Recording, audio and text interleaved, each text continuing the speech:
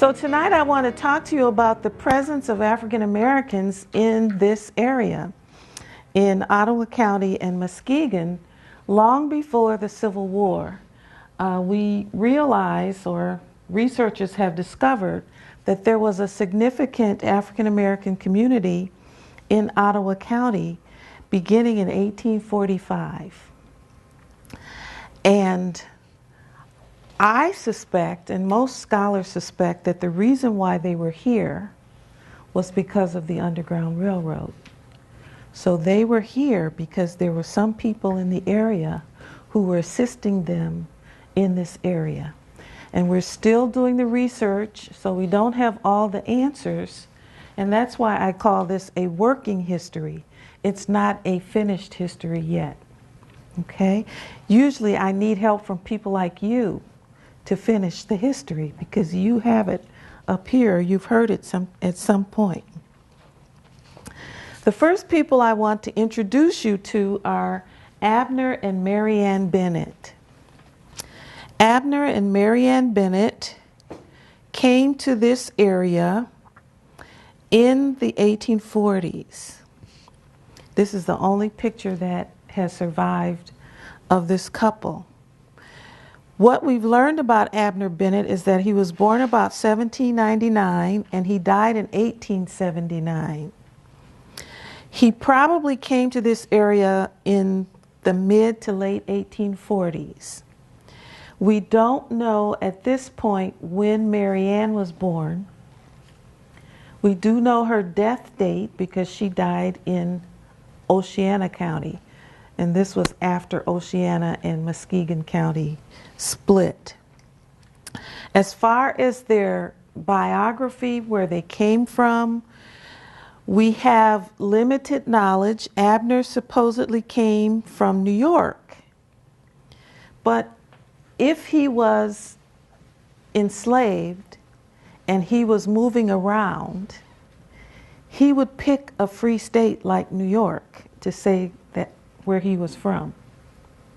So that's why we say we think we don't really know, because maybe he was just making that up to make sure that no one could trail him from where he really came from. So a lot of these people, you will see more than one place of birth for them, because in some places they give one place and then at another time they might give another place. And when we have these discrepancies like this leads us to believe that that person was probably not born free, that they may have escaped and then moved later to New York and then came to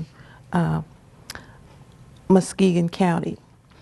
All we know about Marianne's background is that she was said to have been a handmaid to the wife of a New England sea captain.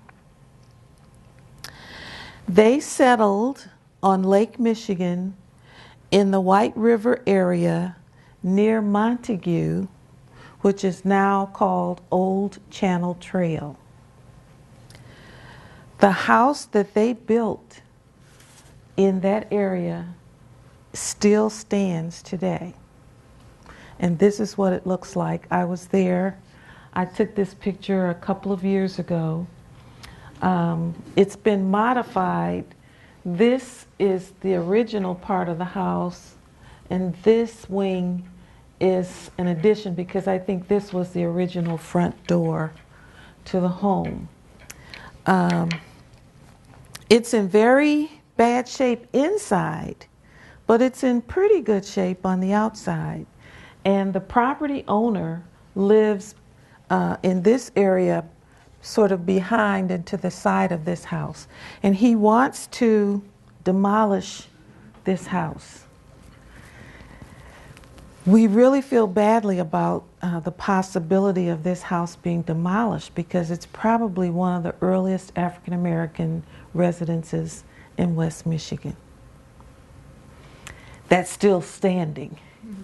But it's going to take a vision and a lot of fundraising to save this property.